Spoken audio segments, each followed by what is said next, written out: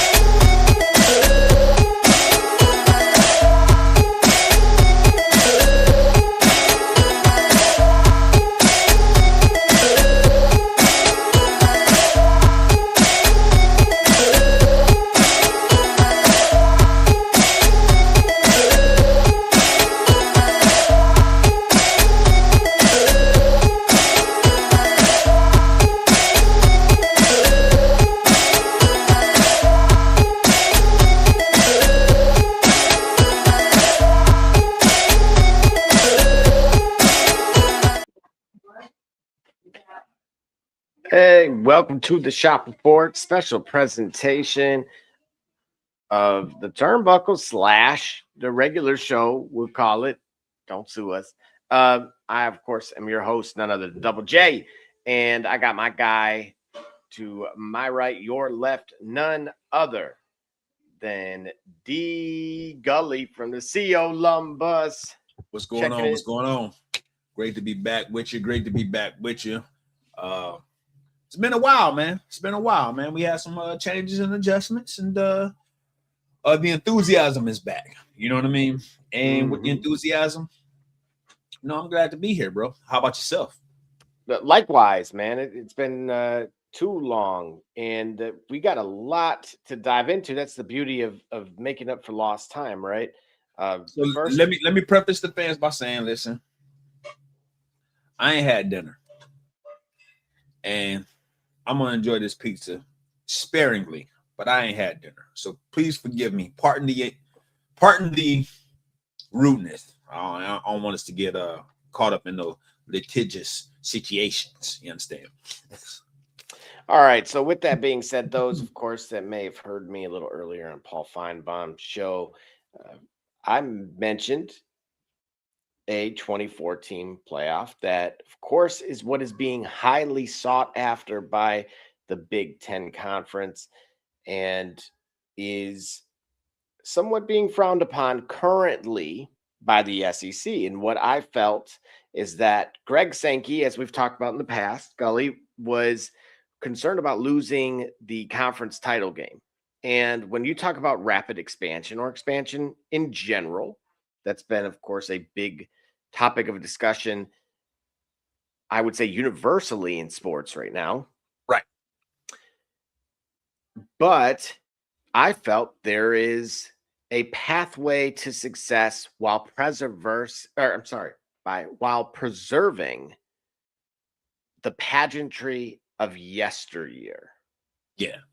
And I felt same way. Well, I felt like the pageantry of yesteryear, the preservation of what is established I think it's important to the game. And I was very much against an expansion because it would dilute that.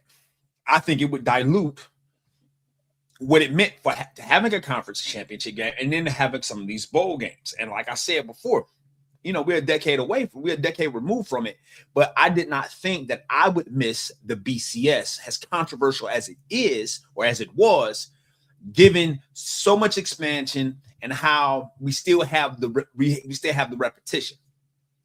Think of it this way. Absent the BCS, the Big Ten is now the new SEC. For 3 straight years, the Big Ten has laid claim to the national title, right? And before that, you still had SEC dominance, if you will. SEC strength and historically was there. But now you have a new dominant conference, if not a dominant team. So what's old is new again, right? It's still something to complain about. The same people are winning all the time. So the BCS and the college football playoff did little to fix the fact that people were tired of the repetition, feeling like the same people all the time get the same opportunities to win the same title. All right. Instead of it being Alabama representing the SEC all the time. It is the Big Ten representing the champions all the time. So we didn't get it. We didn't get as far from the fair competition as we think. I am a fan of. No, it is not. I'm a fan of the bowl games being quality matchups, and I don't necessarily know how much more expansion will give us greater competition. And you can clip that. Absolutely. So right away, without further ado, I'm going to present my solution here. Okay. As you see from the graphic itself, the only assistance I needed was just putting it all together. I had already done the legwork on this. And so in order to find what's both profitable and, again, that happy medium of prosperity and profitability, and also preservation, right? The 3 Ps here, we'll call it. Okay. We'll keep round 1 at the campus sites. So again, before we even get to round 1, the $100 million issue for the SEC was their conference title game. Right. The idea, as you've even discussed, was, okay, we don't want to lose those, and we don't want to make them meaningless, so to speak. Right. And so the best way to reinforce their significance and also prevent things like opt-outs and that type of deal is to reward them, right? Okay. And because we're at a day and age where the Power 4 conferences are there, right. What we're seeing here is ultimately they get a double bye into the, and again, I know that has a history of not faring too well, but at least surface level, Indiana proved that was not a problem for them. So everybody else just needs to figure it out. Maybe take notes from Kurt Signetti. And so what you see is obviously your quarterfinals with your top 4 seeds. Those would essentially be all conference winners. Okay, so the conference champions, so the Big 4 conference champions are guaranteed a 1 through 4. Correct, and that's what you see right here. Double buys for the conference champions, SEC, the Big, the ACC, and of course the Big 12. So that way nobody feels slighted. That can be reordered essentially via. So the best ranked conference champion and down to the 4th ranked conference champion determines the 1 through 4. So the ACC might go undefeated, let's say in this season, and ACC Miami might be a number 1 based off of their record or strength of schedule. So you do the whole record strength of schedule thing, and you determine who of the Big 4 becomes the top. How to shake out the Big 4. All right, got you. From there, go ahead, continue. Well, and a part of the reason why I wanted to really bring this up in general is because what's come under scrutiny, and I've heard 2 different takes on this because it was 2 different networks, was ESPN's FPI. And if you remember, I pointed out to you guys when it came to basketball, to college basketball, that it was the former Kansas State coach years past, and he mentioned that because teams were struggling to get as many of their conference in to the NCAA tournament via at-large bids, what they needed to do was essentially rig the system. And what they did is they created essentially a power index that included things like strength of schedule. And what that does is it prevents smaller conferences from ever truly getting the apples to apples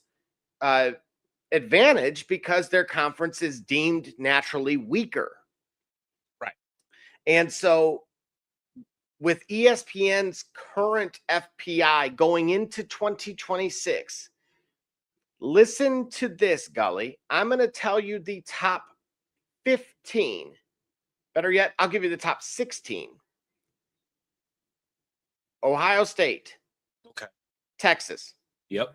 Notre Dame, Yeah. Oregon, Okay. Georgia, Yeah. IU, Yeah. Miami, Mhm. Alabama, Yep. LSU, Yep. Texas Tech, Yep. Texas A&M, Yep. Oklahoma, Yep. USC, Yep. Ole Miss, Yep. Michigan, Yep. Tennessee. The usual freaking suspects every year. The same conferences are represented in the top 16 every single year. Now, Is that a problem? Hold on. First of all, is that a problem for me? Not necessarily, because those are the biggest games. Typically, whenever teams, any combination of those 16 teams meet another heavyweight, it's usually a big game, primetime game, very exciting, great for the fan base, great for football culture, great for revenue of the bean counters. So where's the problem? as far as the FPI goes, I have a big problem with it. And Okay. the first of which is, are you seeing, like you said, a reoccurring theme here, which is very much, it embodies what that statement that was made from the former Kansas State coach about, well, because we're better and, we're bigger and we're better, we get the advantage. And that's essentially, in my opinion, why you need the expansion, because what you need is true parity in terms of actual, again, remember, there's a vested interest via ESPN to have as many SEC teams in this thing as possible. Right. There, on the other hand, is a non-vested interest from ESPN to expand this beyond 14 teams, because that's what they have written contractually. Right.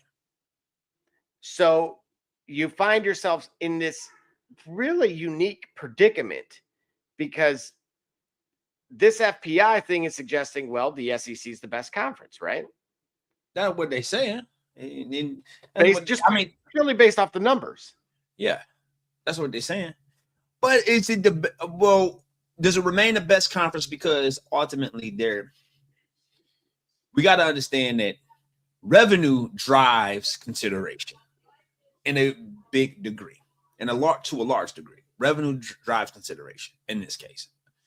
All right. When did we ever thought Alabama to be overrated? Well, this is the first year that we have a 9-game conference schedule for the SEC. Yep.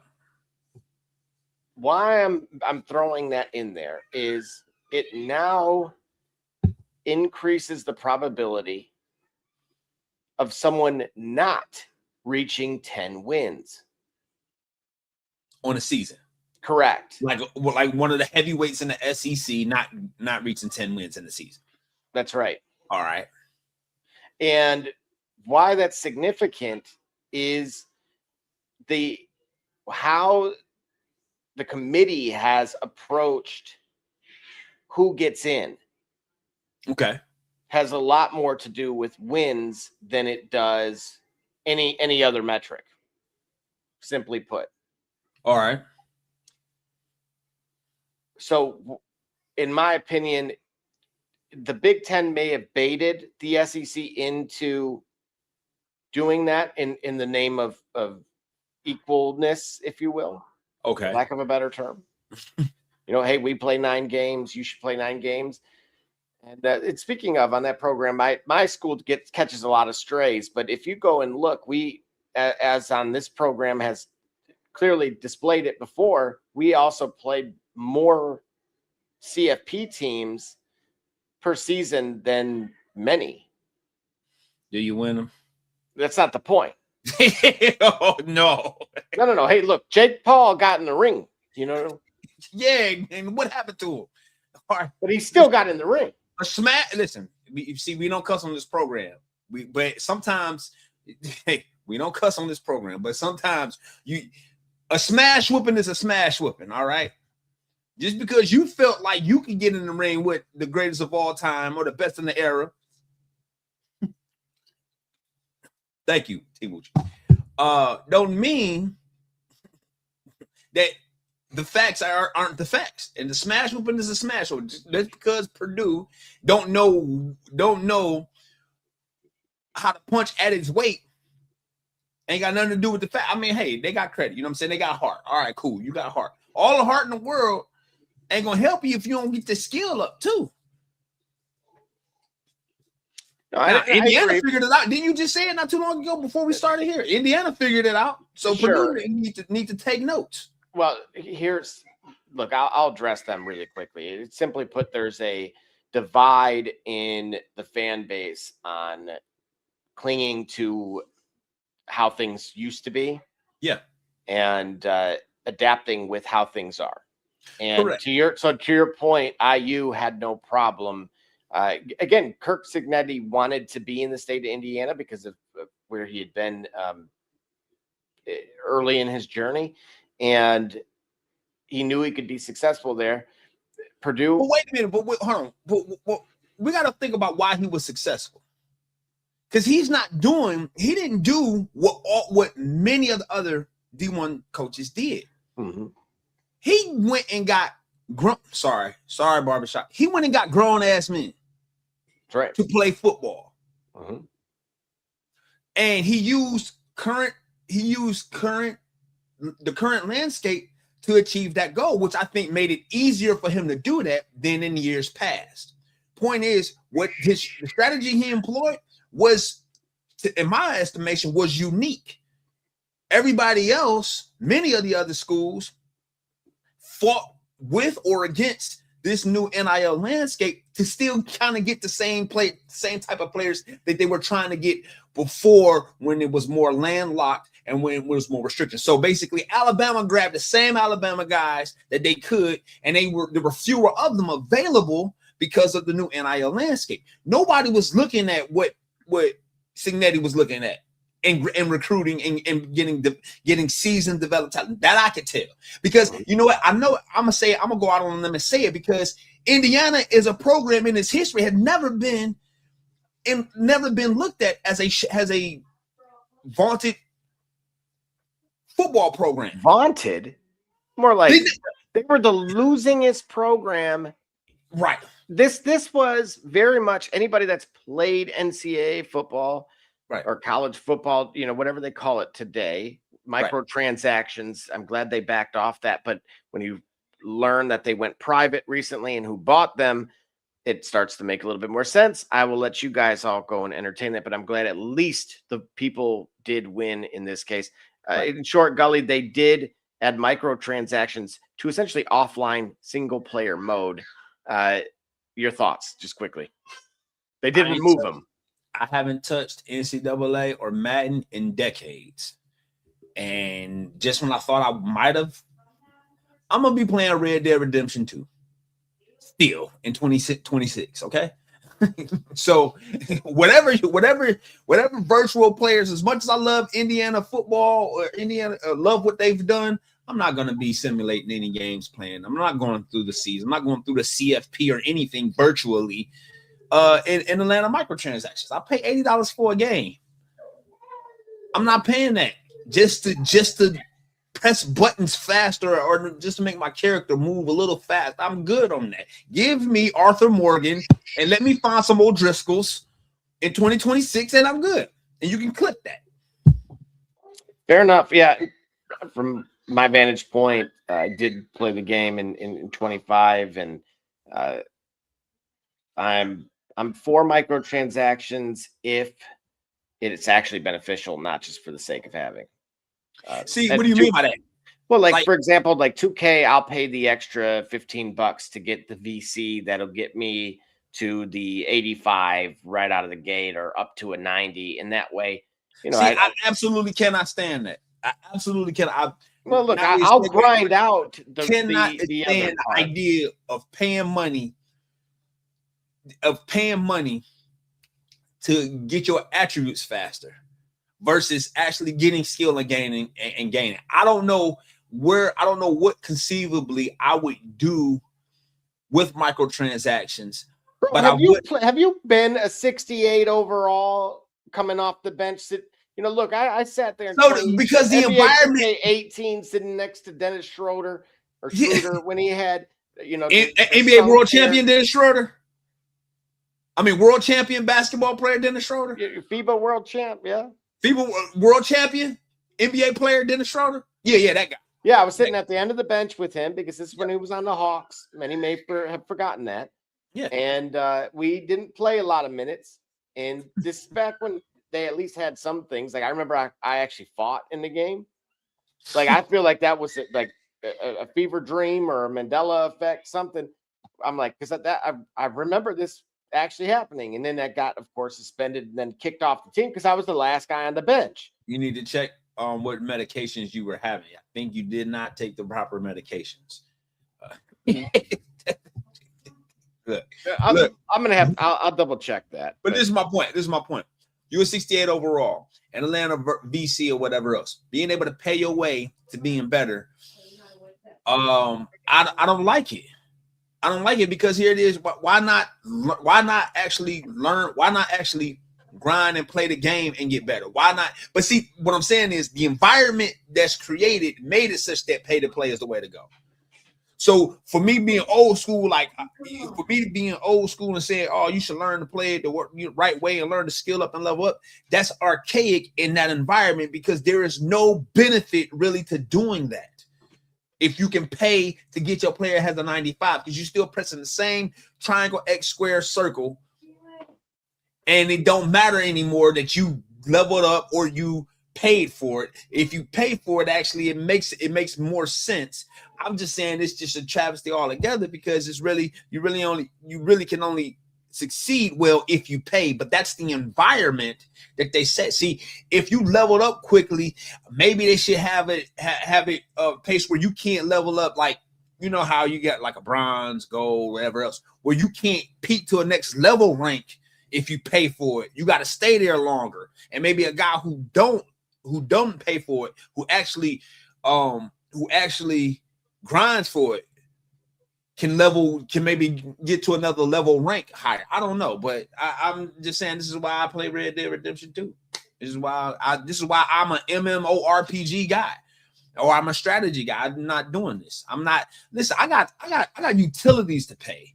I got a car note. I got insurance to pay. I cannot be a CPA who gives his son a $200 a month allowance, all the unlimited money to beat my brakes off because he can pay for VC and you can clip that. I'm good. That's why I'm out. I'm good on the simulations. Y'all can have the Mattins and the 2Ks and the CFPs. I'll enjoy them. I mean, heck, it's even in WWE 2K26, and I love that. You know what I'm saying? What is with? Isn't it on microchain? Oh, of course, yeah, absolutely. I'm good. Yeah. I'm good. I want to be able to take my player in the world of professional wrestling and have him sharpshooter his way to the top without having somebody buy it. But I mean, you know what? Here's the thing. You know what? Everybody's a hypocrite. Actually, VC in WWE 2K in that environment actually makes sense. Because, you know, in professional wrestling, it's all about personas and making somebody in a program. And we see the OTC is talking real greasy to a guy that was the OTC before him, and he's also been made and manufactured himself. But I digress. Okay, can I quickly ask you about that in particular? That, you know, not to sidetrack us too much, but you bring up a very valid point with that statement because if you remember, I'd shared something in the chat, both from with Jim Johnston in particular. Yes. Okay, and he says, "Oh, I just lost it here.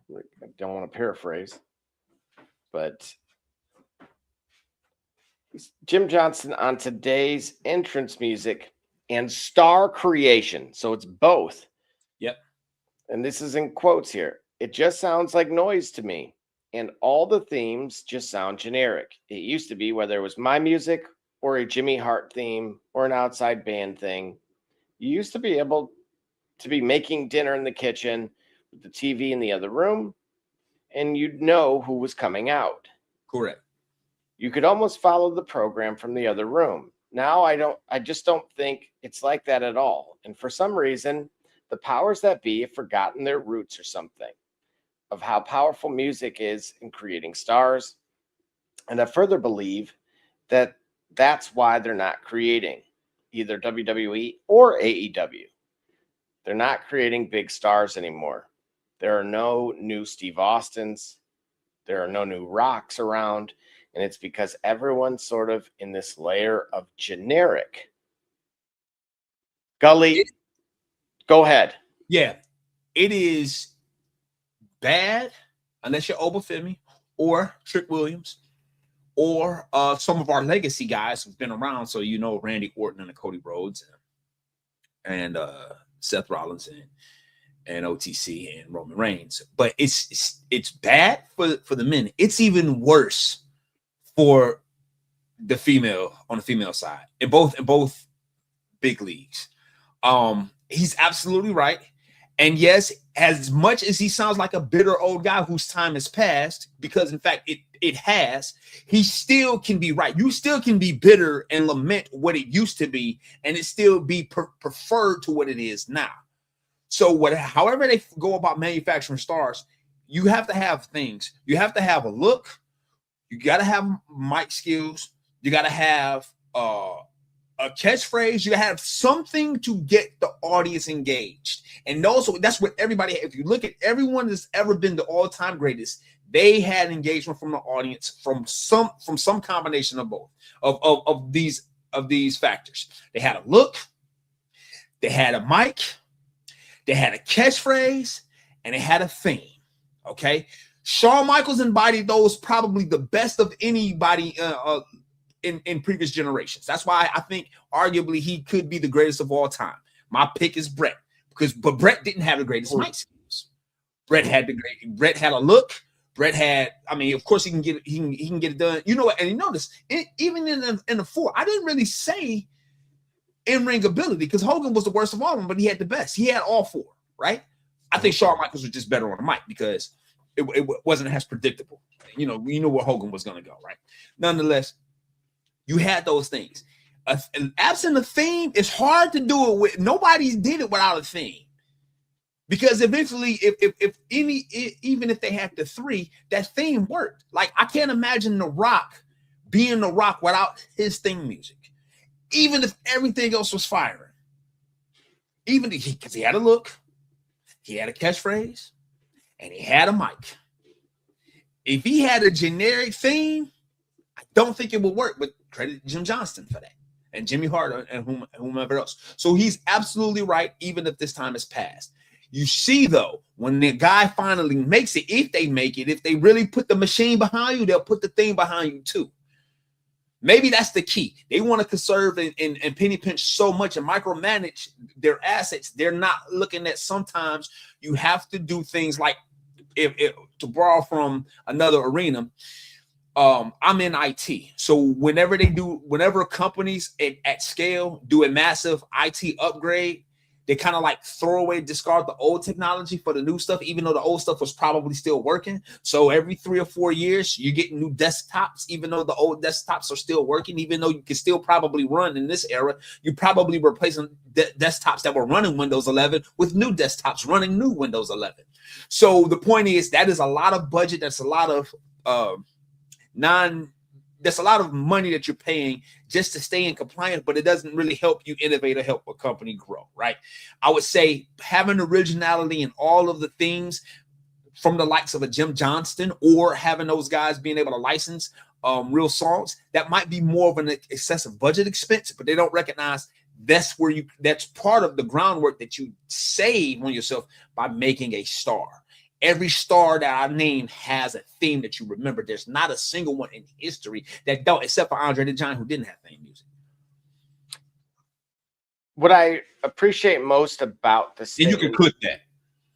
That's right. And additionally, if you recall, I mentioned, have we reached the stage where we can truly manufacture superstars? Whereas, I think so. Well, hold on, wait. Have we reached this? Have we reached the stage where we can? Here's the thing. What we are doing is separate from what we are truly capable of. There's a distinction. What we are doing is separate from what we are truly capable of. Let me get political for a second. From 2008 to 2016, an African American was the president of the United States. In 1998, Tupac said, although it seems heaven sent, we ain't ready to see a black president. We got one 10 years later, and we look at the 10 years since he's been president. If we look at the trajectory and we looked at where the state of the country and the state of the political discourse between left and right or whatnot, does it look like we were ready to see a black president, even though we had one? Considering how things are so politicized, so charged, everything is so charged. You see how our reaction in the years since. Does it actually support the idea that we were ready to see that at that time? But we did see it at that time. Mm-hmm. I argue, because of the point I'm making, I'm arguing no. What is happening doesn't necessarily the actions you take doesn't necessarily imply that you're capable just because you can take those actions. You can go in there and you can lift weights. You can try to be on your weight if you want to. Nothing's stopping you except for when the bar don't get back up and you might be on your way out of here. But nothing really stopping you from doing things that you're not maybe capable of.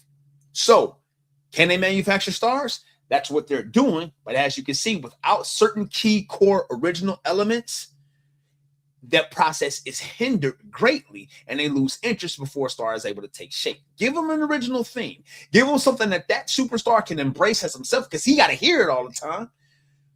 And let him come into his own character. Give him an aroma for him to breathe in, for him to personify or her to personify, instead of, hey, this is what you got to do. Go ahead and do it. And I think you'll get better, more authentic stars. You'll get more of them. And then you'll have a new set of challenges with a plethora of genuine stars that the people love. Instead of who else is next, I just want to see my top 6 guys and go home. Then you can clip that.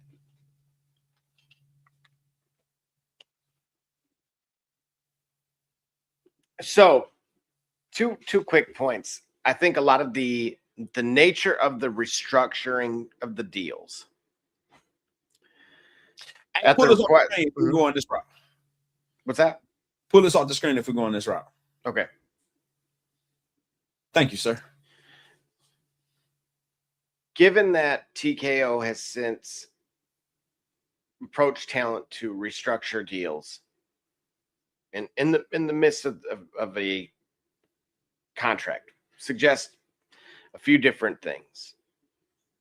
First, it suggests that they believe they can manufacture talent, and that this potential cookie cutter concept can be impactful where they have the leverage over the talent. Right. If you remember in the early 90s, I believe, or maybe late 80s, early 90s, a future politician, to tie it back into you with politics a little earlier, attempted to unionize talent. Yes. And a superstar that we lost in the last year said, it's not going to work for me, brother. That's right. And had that ultimately get to Vince's ear, and he responded as most businesses in your history books did when other industries attempted to unionize in the last 100 years. And so that worked really well for his career. Of course, the rest is somewhat history. Right. And I believe it has never been more important for the talent to essentially consider going that route. And again, because we now have reached where we do have not rival companies, but we've almost reached a monopoly, right? Okay. Because you have AAA, TNA, you have all these entities under the umbrella of TKO. Right. And once you have nowhere else to go, which of course AEW is there, but even we've seen in the past 2 years how certain deals have came and gone with them also, right? Right. So no one's getting a pass on this. Right. But because they've asked talent to completely redo their deal in the middle of it, not at the end, right? Not in a renegotiation for next year. It was for right now. And that Right. includes not just folks that you would see at a house show or on main event. Your main events individuals have been approached. So no one is being yeah. Yeah, There nobody. you go. Yeah, nobody's safe, right? And so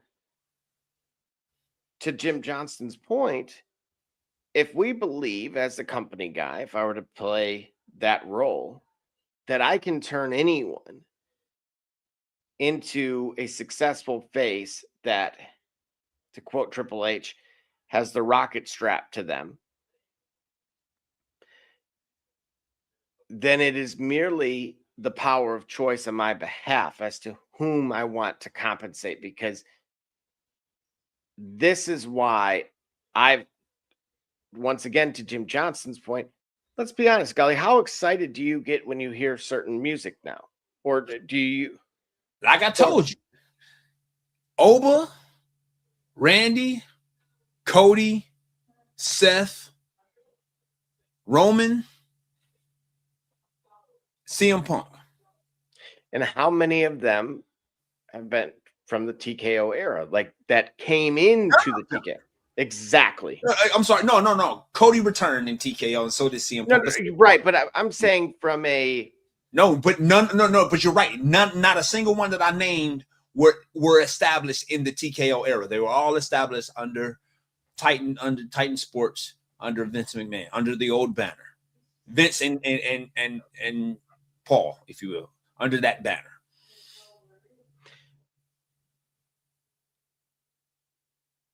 my issue is it lies with those two facts, and ultimately I believe that's exactly why we may, to me the writing is on the wall for TKO as an entity with, as it pertains to WWE. I actually think they need to potentially look at offloading the product, because Are they not making money? Yeah. Oh, I'm sure that, no, they're profitable. They're profitable, but we're reaching a point. So in the NFL, Roger Goodell's not going to have to deal with this, but the next commissioner will, which is it's going to plateau with these deals. And that's the thing. Roger Goodell won't have to deal with it, but the next commissioner will, right? Because the truth of the matter, as it pertains to the fossil known as cable television, is that they can only make so much off of those placements. Okay. Before it, because they're slowly bleeding away themselves, right? Yeah. And it's only going to save them for so long. The difference between the cable networks and, say, your streaming networks is the streaming networks don't need the NFL the way that the cable networks do. Right. Okay. Right. And so that's where your leverage now shifts, right? Right. This is where the NFL is going to have a unique problem when that day comes, because ultimately it will be coming, but it's just for the foreseeable future. You're still very much in the clear. Okay. So, but the same, in my opinion, is true with WWE and TKO, that you can only find so many billionaires that are willing to be the green shirt guy, or that are willing to just sit next to the Spanish announce table and just like have a headset on to hear it. Right. I still don't know what that guy paid. Wasn't it over 100,000? Yeah. Gully would. No. Okay. All right. No, absolutely not. No. I There can are think of a lot of other things. Yeah. There are children's hospitals and domestic health centers that I can much more thoroughly enjoy spending my money to help. I didn't react that way. No, you're absolutely right. Right. So go ahead. I turn to you with this. Mm-hmm. We have now reached the stage where the product is digital. Yep. Fewer house shows, less bumps, more filler. Mm-hmm. But we do have those subsidiaries rather, that appear to be putting on a better product. Yeah. AAA with The Undertaker. Yeah. NXT of the decade with Shawn Michaels. Yeah. Even LFG with a combination of Booker T and Prince Albert. Yeah. Intentionally. Right. Lord Tensa. Well, and we have now been told, even though you and I, with our own eyes, have seen a certain individual figurehead who is in the gorilla no longer be approachable according to talent. Right.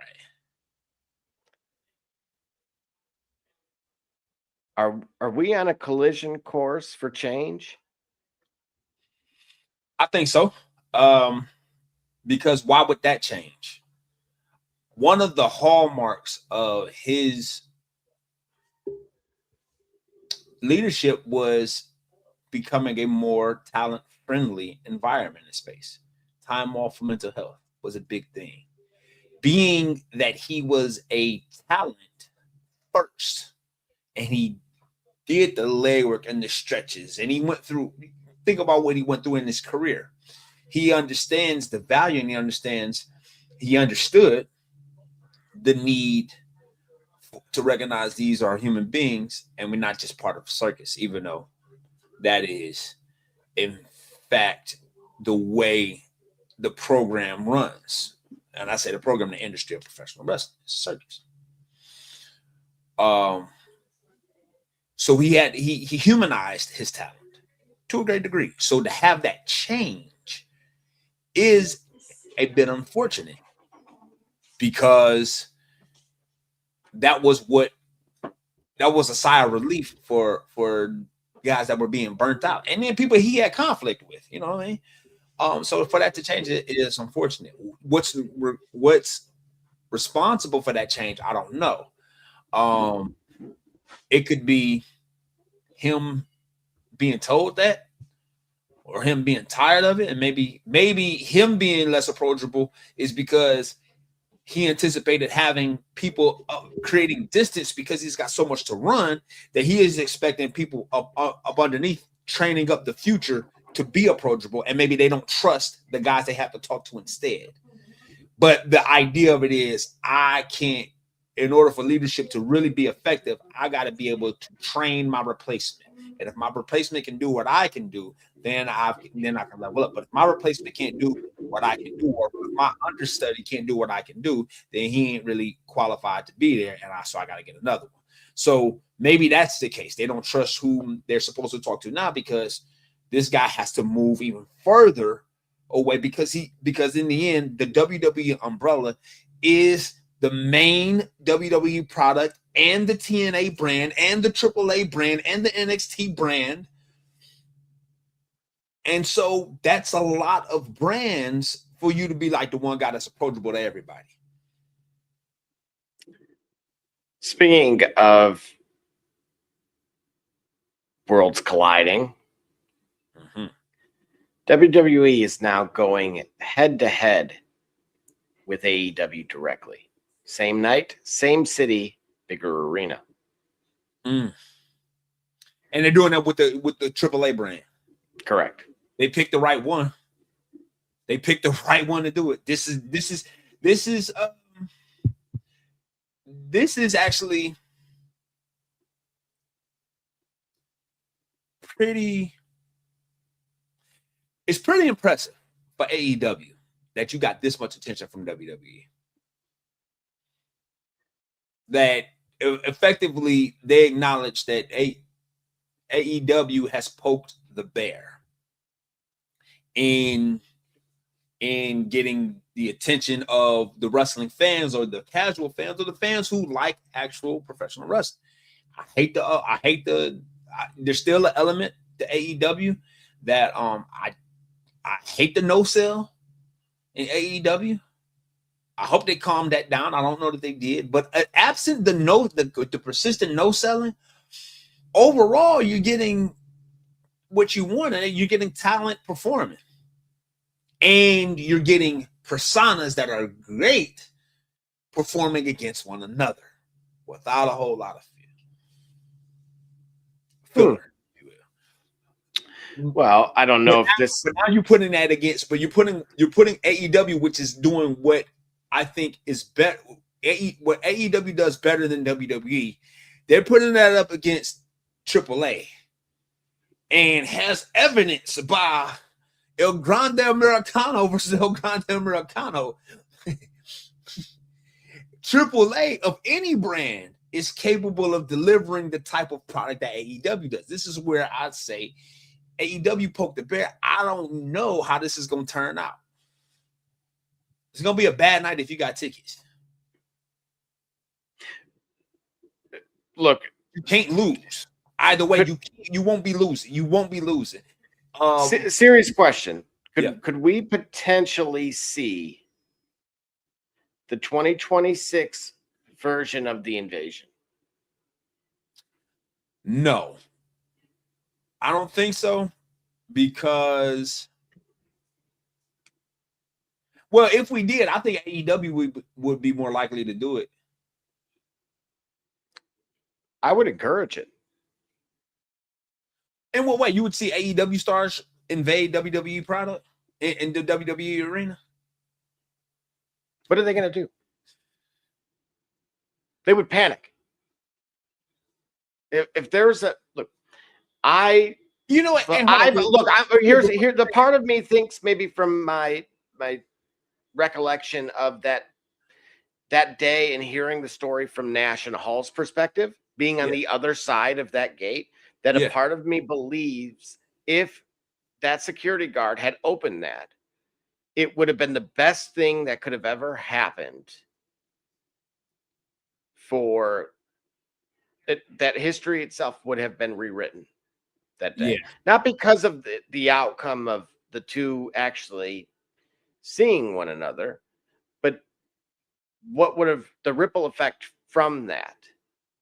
To me, it would have been the inverse of when Eric Bischoff had mentioned that Mankind wins the title and everybody goes and runs and turns it on. Putting these guys on the USA Network, right? Yeah. Not only that, hearing the perspective that Nash and Hall had, where they were going to get very physical. Yeah. I believe that would have benefited them. And so, from my perspective right now, it would have validated them as outsiders, and that would have been a big problem, because you talk about, like, we forget, like, Kevin Nash is almost 7 feet, 300 pounds, and he got go. He's from Detroit, Michigan. Scott Hall is 6'8", 280 pounds. And he was a former bodyguard. And remember, that's probably a significant event in the tragic hero story of his life. You really about to let that gate open? You really? I mean, Billy Gunn ain't no joke either. But I'm just saying, It was 6 of y'all. It was 6 of y'all. You know what I'm saying? It was 6 of y'all. I just don't believe that those guys were actually prepared for that gate being open. No, you talk about the visitors or the home team? The visitors. Yes, exactly. They were not prepared for what would have happened. That security guard on the other side of that was sparing them, not his home team, because that's all they would have wanted anyway. To be able to have those guys invade and then let it fall out, because the embarrassment would have been at the feet of WWE or WWF at the time. And that's very much my point. I believe that would have been the outcome. And I think I don't know how you creatively go from there. Right. I don't because know. You would have to address it to some extent. Yeah. There would be potentially real fallout legally. Yep. The longer that gets dragged on, the better it looks for what would have been the B product at that point in time. You're absolutely right. You're absolutely right. It would have been no. At that time, well, was that within the 28 weeks or not? Yeah, that was that was certainly within it. I think that was the provocation behind it. Part of. No, WCW was in the lead at that time. They were the ratings winner at that time. See, and I don't look, man. If that gate would have opened, I think it's over. I think that would have sealed their fate. Certainly. And so my point here with AEW is that you go over there, cameras rolling. I don't think any of those guys are anticipating that. I don't know how they would handle it. See, I'm not sure. But I'll tell you what, when I go back here and I look at this event. All right, AEW, all out. WWE put Worlds Collide, cleverly insinuating not that that WWE and AAA are colliding as worlds. No, it is a thinly veiled shot at the rival product. And I will tell you this, using AAA, I'm not certain, but I believe that Chicago, Illinois has a large Latino American, Hispanic American population. Right? Oh, absolutely. They have a little village. Absolutely. So to put that, not NXT, not TNA, not a WWE event against AEW, it is a strongest shot as you can put against AEW, because you get in a tightly, you're getting a large fan base, a large specific fan base. They're gonna buy the tickets. AEW is gonna put on a great product, but I think it's a shrewd move for sure for WWE, and I'm speaking objectively. I think it's going to work out in WWE's favor.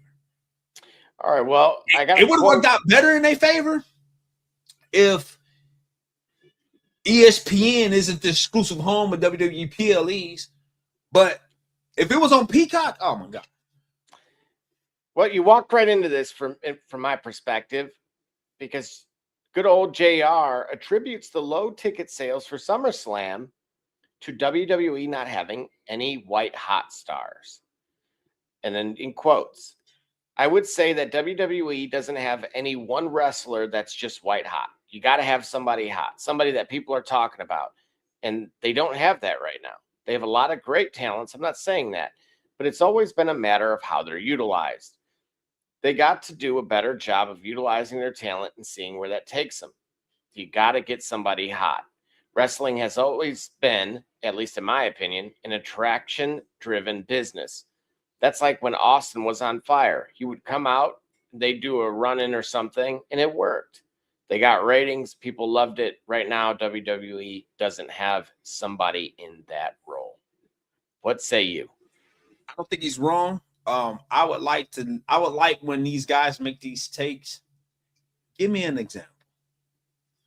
Well, Gully, I think we just kind of brought that up a moment ago about the we believe is the general pulse, or at least I can speak for myself, certainly stand on that limb and say that there is a true divide between talent and management. Okay. And I'll just say hierarchy as a whole, and that lack of respect, and to Jim Johnson's point earlier about the genericness of the modern wrestler, or the TKO era, is emphasizing Jim Ross's point here. Yeah. Yeah. And then the idea too, man, is 2 nights. So it's compounded by the fact that it's 2 nights. I think JR's point is valid, and I think there's there's validity to his point. And then when you think about the fact that 1 or 2 nights, you're gonna get a collection of, in terms of, it's not overwhelming where you should go. It's kind of, it as a collective, it's underwhelming because you're not gonna get the stars you might see. You're not going to be conflicted on which night I go to, because you don't see anybody. You don't have, to borrow from the ruthless aggression era, you don't have Edge on night 1 main event and John Cena on night 2 main event, and you really got to pick, right? You don't have that. So what do you do? Again, that's why I think, like, my question for JR, my challenge to JR is, like, give us an example. Like, who do you think could have been, who do you think is the closest to being that? You're right. And then if Obafemi ain't in the world heavyweight title picture soon, then that might be, then we might have to wonder, because I think he's the next one up, and I think he's it right now. And I think they need to go ahead and give the young guy that reign that they gave to a young Brock Lesnar, that a young Kurt Angle got, and that a fairly young Randy Orton got. And you can clip that. I don't disagree. And it's really funny to me, because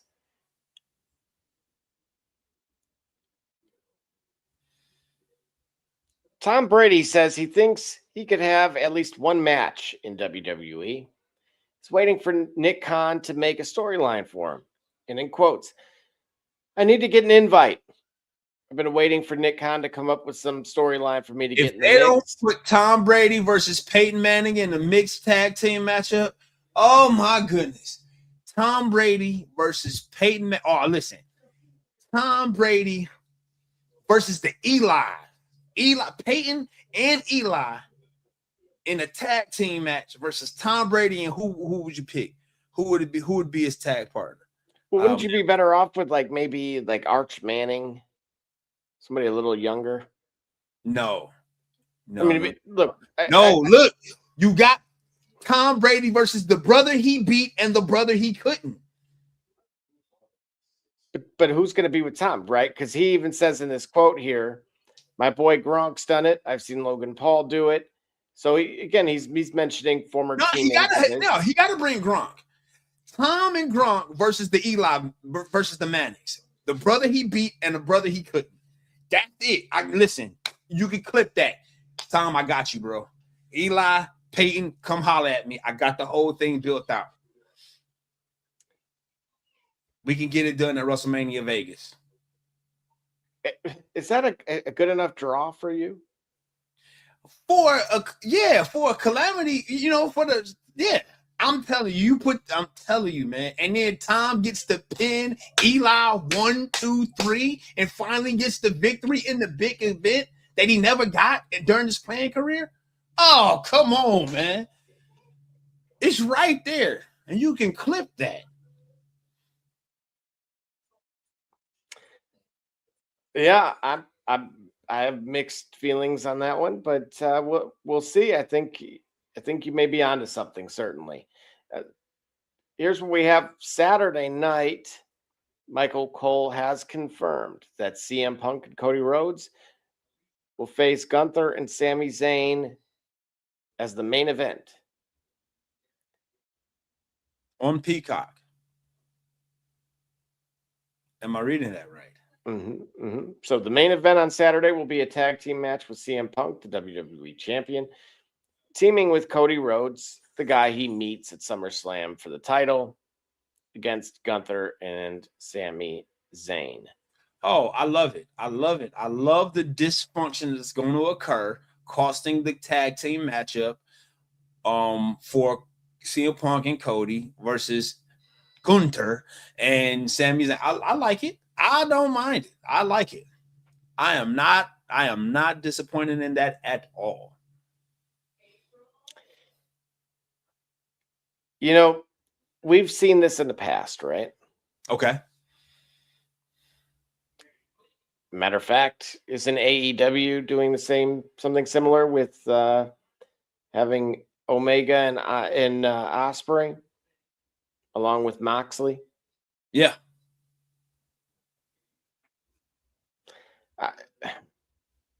Well, you don't like it. Why you don't like it? Tell me about it. Tell us. Tell me. I think the issue I have, well, I have a few, but I see your point of view in this. But the problem is we've seen this before. Putting the two that are going against one another as, you know, a tag team right before. I get, we've been here before. Listen, was it John Cena and Randy Orton? Who, you know, because you have too long a memory for the micro generation. How does this get me excited about the thought of those two? Which I already have a problem with Pepsi Phil.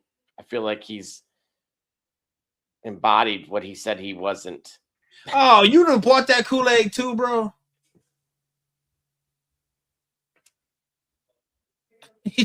like who like people really buying to this? Like, oh man, you listen. Christopher Nolan's brother said the most impactful statement I've ever heard in the 21st century. Either die a hero or live long enough to become a villain. And this is exactly what is happening. Like, what do you mean?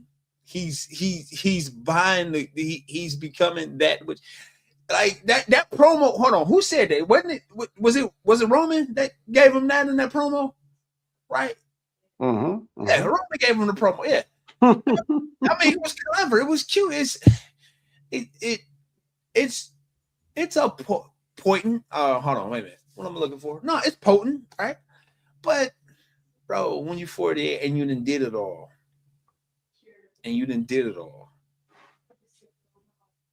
what more can you do? Like who's doing what CM Punk? Who would do it differently? Has Cody not done what CM Punk has done? Has Roman not done what CM Punk has done? Oh, who's remained more authentic or whatever? Who's done it? As far as I can tell, John Cena is in it, has many roles as The Rock. And remember what that was about? Okay. When you age up, you do things differently. I don't think he's betraying anything that he said that he was when he was coming up. I don't know that he's had. And I say that what perhaps maybe being blind to certain issues. So definitely call me out on it. Show me the tape. Show me the footage. Let me see it for myself. I don't see it. And I it's not that I look at what you see and just choosing not to. I don't see it. So please, I would love to stand corrected. So, well, I'm a big proponent of numbers, right? Maybe to a fault via our host Barbershop Jay. So last Friday, SmackDown drew its biggest audience since May 22nd. Okay. That audience was 1.2 million viewers, Gully. Yeah. 4 to 5 years ago, SmackDown was pulling at least 2 million regularly. Go back 15 to 20 years, and it was 5 to 6 million. 15 to 20 years ago, SmackDown was pulling 5 to 6 million, right? That's right. That was Vince Russo. SmackDown. When he made the B program, the A program via the numbers. Against what competitive landscape? What else was there to watch as far as professional wrestling on a national scale has consisted? Are you really going there right now? That in a world of access, that they can watch it regardless of where they are now? They had TGIF was on. In 2006, TGIF was gone. Are we sure? By 2006. Stephon Urkel was gone, and Laura and Steve had been married, and they had kids already. Okay, it officially ended on September 8th, 2000. Yeah, exactly. But wait. ABC revived the branding for 2 shorter runs that concluded on September 15th, 2005. What did you say? 2006? 2005. Oh, you're talking about the whole Vince Russo running SmackDown. Vince Russo getting 5.6 million. No, now understand this. Here's 20 years ago. Yeah, 15 to 20 years ago. Here's what I'm trying to tell you. 15 to 20 years ago, to get 5.6 million is good, if not great. But the 5.6 million that you got was attention for people who wanted to watch wrestling. What other alternatives were they getting during the week? They were getting SmackDown on Fridays, Raw on Mondays, or in TNA they would get like what? Where on the scale? Where on the scale was TNA? What other company was around back then? Because by then ECW was another WWE brand. Okay. So there was nothing there. So to get 1.2 in the age of streaming, when you can look at any and everything else, come on, in 2006, there wasn't even 2006 YouTube was a year old. There wasn't even live content on YouTube. Could you even live stream there? Before the iPhone, bro? You giving me comparative rates before the iPhone? Absurd. I'm not going to support this. There's no way. You don't have to. There's no way. Your statement does. You 2005. 2005 YouTube and the YouTube was a year old. You couldn't even go live on YouTube, bro. So you're telling me it was easier to have people butts in seats, so to speak, at home in 2005? Where else were they going to get their content from? If not the internet. Come on, Gully. Don't do that. Don't 1980s us with. How? I'm talking about a specific type of product, which is professional wrestling, a niche product, if there's any. Professional wrestling. Okay. Where else were you consuming media content at scale? People did not have, listen, there was no, Facebook was still only for colleges. There was no Instagram. There was no TikTok. There was no Fubo. There was no Kick, no Twitch, no Twitter. There was no OnlyFans, and there wasn't no Hubs, if you understand what I'm saying. Oh my. Where else were you going to get a niche product such as professional wrestling? It was the biggest horse in the barn. It was the show. It was the event. All right. So I got something for you. Go ahead. I'll transition it to this. Ratings 2 years ago, SmackDown July 5th, 2.2. Yep. Whereas AEW Dynamite was 691. So again, 2.2 million versus 691,000. Then present day, we'll call it July 3rd, SmackDown 1.0.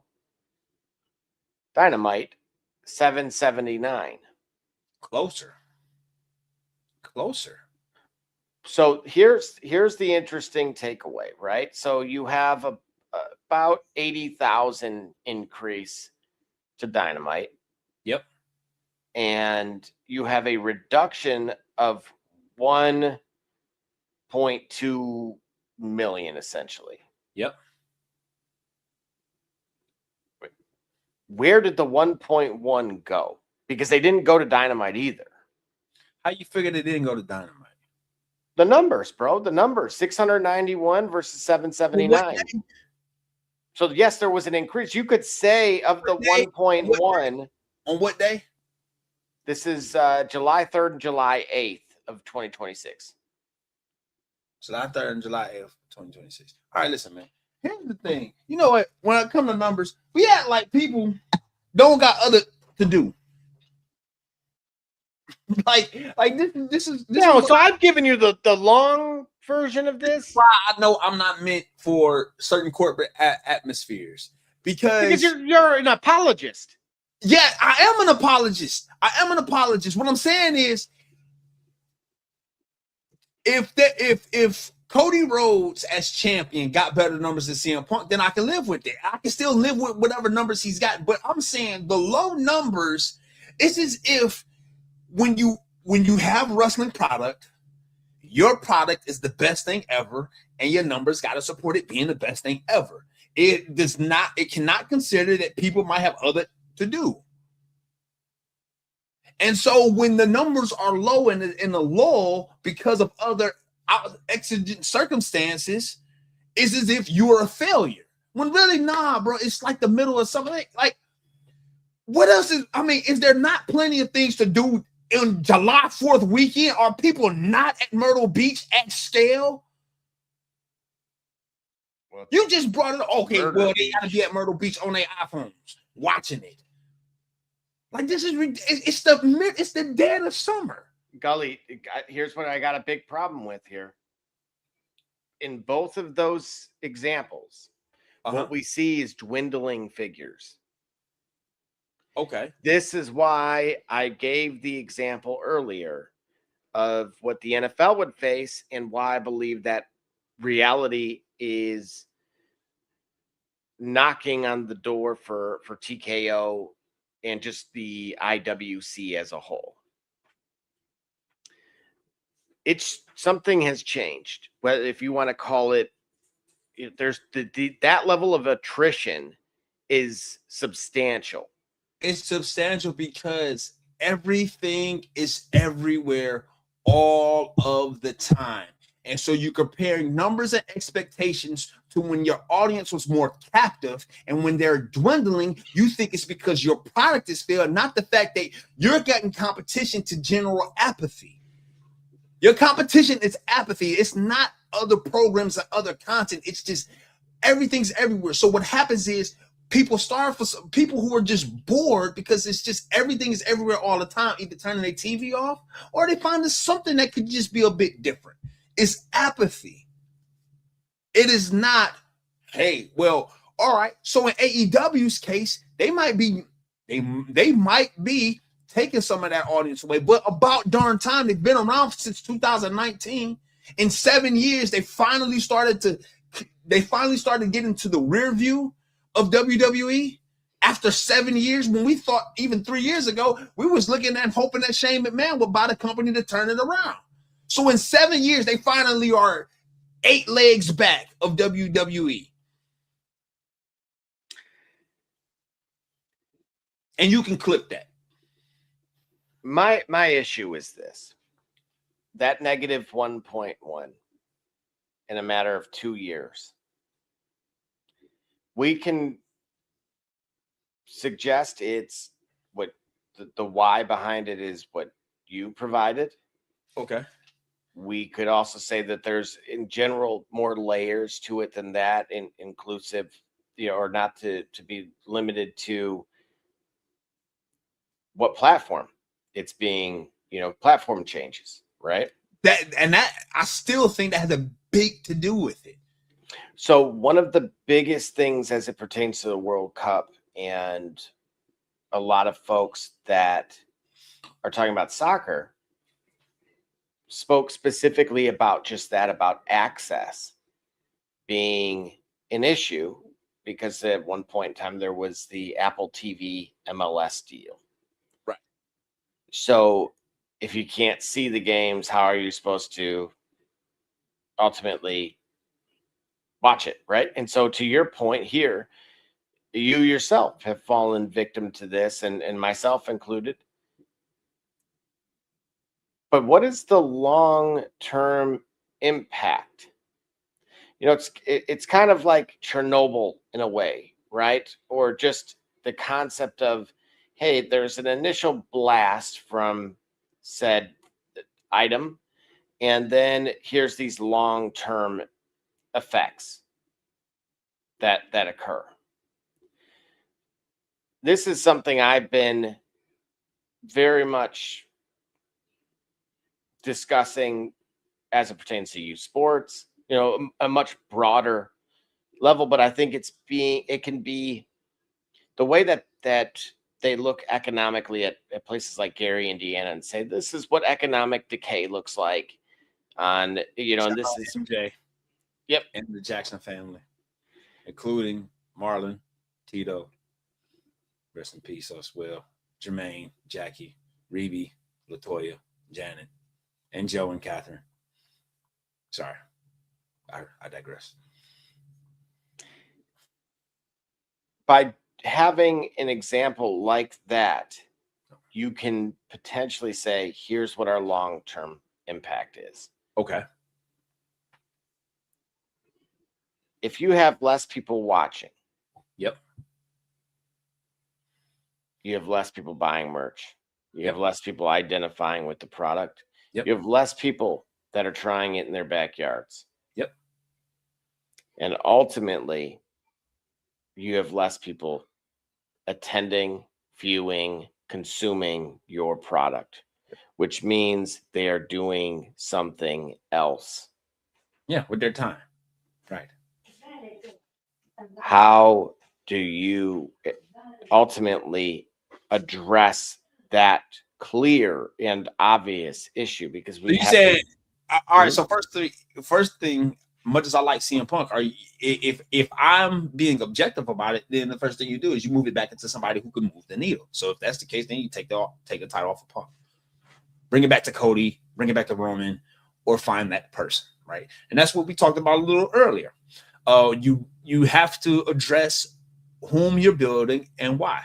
I certainly think after all this time, Randy Orton should get his final run with it. I think that will boost ratings tremendously because he's so beloved even with the Gen Alphas. And I think people are pining for him to have that one last run. So for him to have a title run and then feature some of the newer guys feature some of the newer guys at matches or in angles would be helpful. But to address it, I think, okay, be an objective. All right, take the title off of Punk's hands. Go ahead. Bring it to somebody who can draw. Who can draw more? Do you think Cody Rhodes can draw more than Punk right now? At this moment, like at this specific stretch of time, right now, for the next 3, 4, 5, 6, 7 months, do you think Cody Rhodes can draw more than CM Punk? If so, then give it back. Well, it goes back to JR's point about. Goes back to JR point, and not only JR points, but Jim Johnston's point. We don't have the next guy in waiting that we could tell. I don't think people are ready for Jey Uso or Solo or any of the other tribal family. I don't know that they're ready. Maybe Braun Breaker might be ready, but I don't know. I think it does speak to a bigger issue that I believe will contribute to maybe not the demise per se, but what I truly this is the necessary precipitation that facilitates a shift. Ooh, wow. That's a lot of tongue twisting words. I can't say that again. And you can clip that. Well, I think, look, in short, I believe that you may not be able to get those people back. And, there's a generation out there that extreme. Well, but I don't think I'm not saying that. I'm saying that as a blanket statement to the NFL, to college football, to soccer in America, to to the international wrestling community. By the way, I want to talk to you about soccer in a moment. So once we wrap this, Yeah, we'll get there. And so it leads to another point, which would mean dwindling income. And what we have is CJ McCollum on Forbes saying 2 million is not really 2 million because it gets chopped down to under 1 million after taxes and fees. And so early on, he lived off of a $12,000 energy drink deal instead. And so in quotes, let's say I was making 2 million after taxes, let's call it 950, 970K, agency fees 4%, marketing 15%. Those checks were chopped down. I was living off an energy drink deal. I had a $12,000 deal just to get some posts off, and I lived off that. To which Kyle Kuzma responded, not going to lie, it's exhausting hearing athletes break down how their millions aren't really millions after taxes and fees. 40 million is after taxes, still 40 million. The real issue isn't the system, it's lifestyle creep. Nobody told you to live like a king, buy 5 cars, or move in with a 10 person. Entourage. Modest is allowed. Gully, what say you?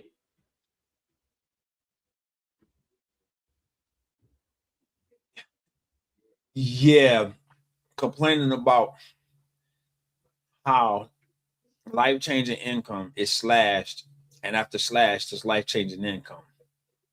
For me to have to endear understanding from someone who making decent income being slashed to making not so decent income than being paycheck to paycheck. Yeah, it's a bit tone deaf, quite tone deaf.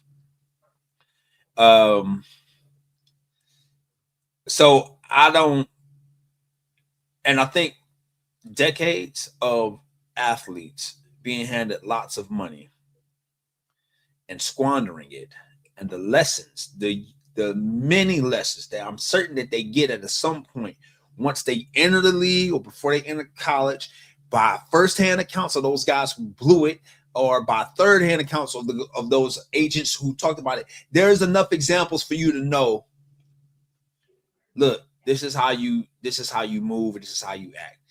At the same time, you're still dealing with the recruitment of impressionable young minds who don't really understand at all how money works, and they get a crash course. My point is to understand that 2 million slashed is 1 million. If you can't make 1 million work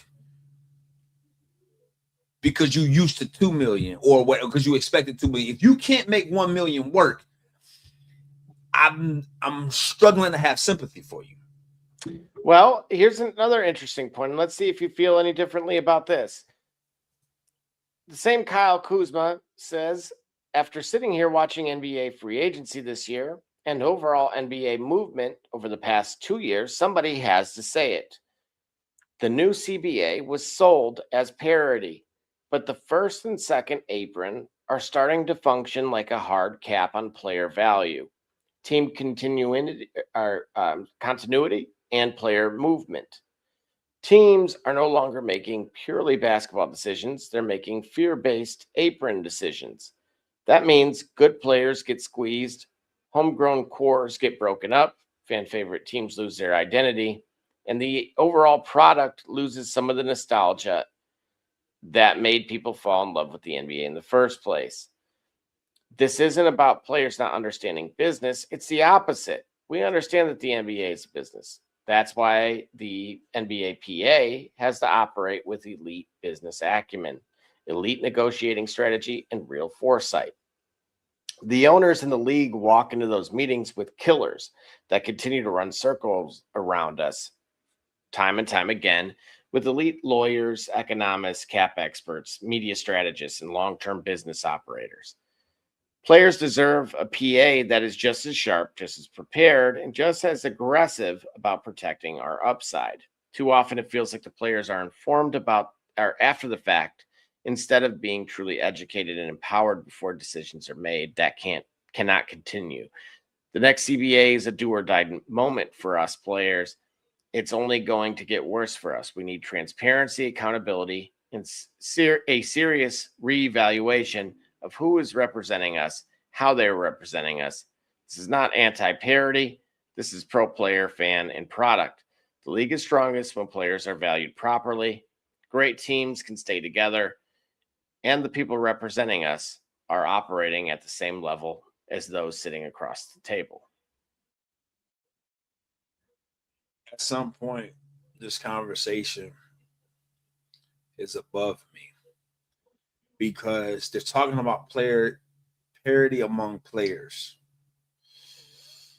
Multimillionaires are talking about player parity among themselves and billionaires when they are light years away from parity amongst individuals who earn very hard 5 figures and may struggle to keep up with life with essential lifestyle expenses on 5 figures. If you can't figure out how to make millions work for you, I don't know how much sympathy I can have. I can't. It's hard for me to understand what he's saying. I don't get it. Like I don't get it. Like I don't okay, what, how sad am I about this? Why? What is this? What am I missing? Because are the Warriors, Blazers, Celtics, Sixers, and Warriors again 1 or 2 moves away from being able to compete for championships? And are their fan bases still going to be loyal to those jerseys in front, not the names on the back? Because in each of these 5 cases, I see more loyalty to the jersey in the front, not the name in the back. Because I don't see in this picture, I don't see Kevin Durant, I don't see Steph Curry, I don't see LeBron James, I don't see SGA, and I don't see Joker. So I see 5 players whose loyalty, except for that little kid that cried when Jaylen Brown got traded. All right, my bad. I see 5 players who had fan bases largely rooting for them because of the green of their jerseys, and they're going to continue to root for the green jerseys, irrespective of what number is on the front. I'm having trouble getting sympathy for multimillionaires complaining about how they get treated by billionaires when you have millions of dollars, which is enough money to field an army of acceptable, competent attorneys and advisors to help you create the parity that you're looking for. I don't have that option. And you can clip that.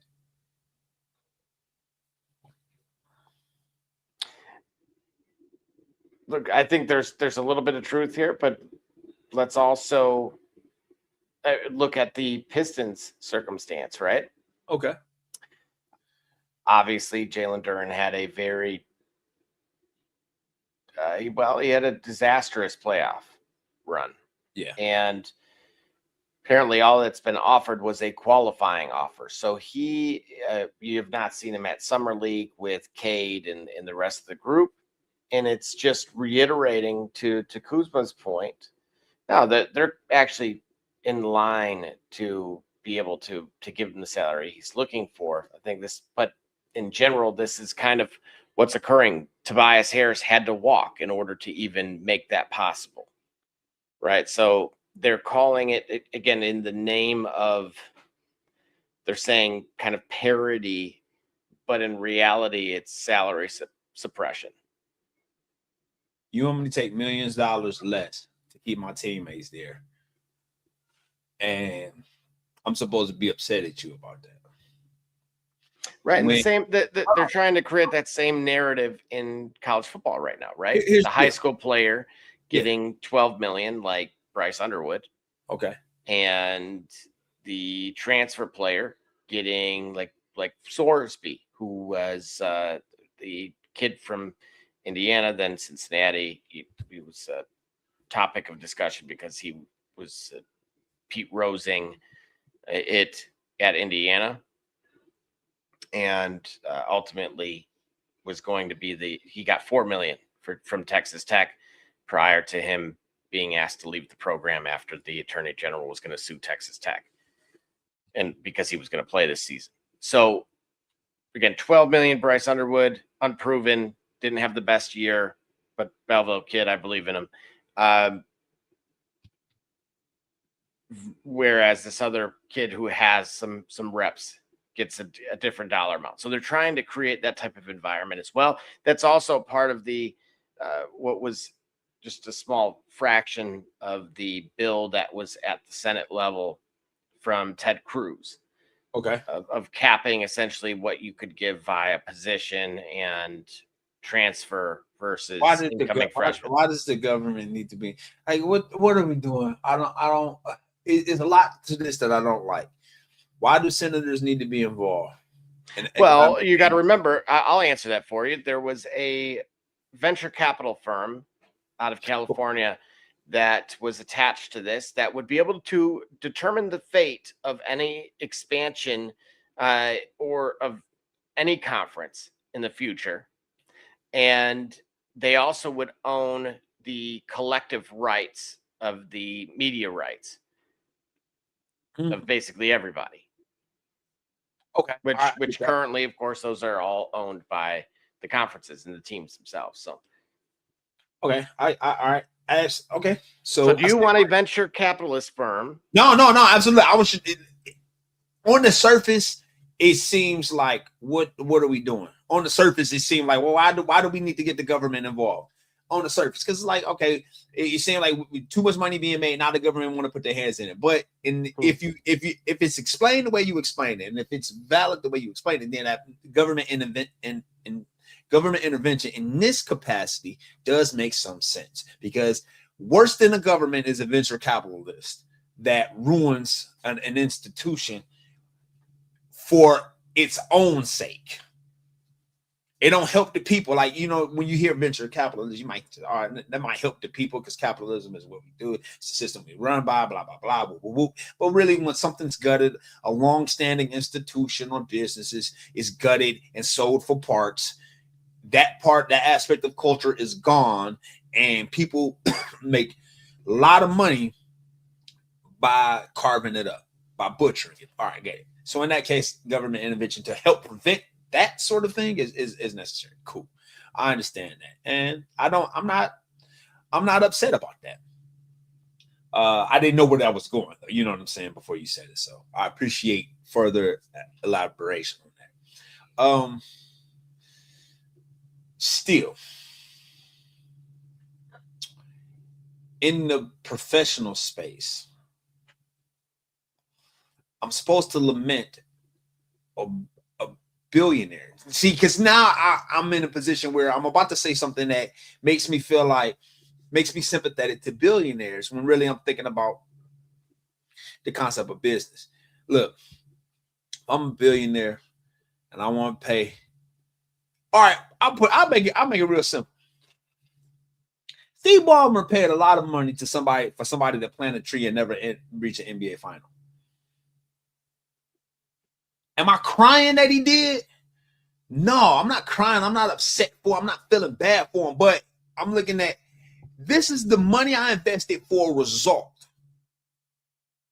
And I didn't get the result that I'm paying for out of my money or whatever. I'm managing to pay for as owner for a certain result, for a certain class of product. I'm not getting it.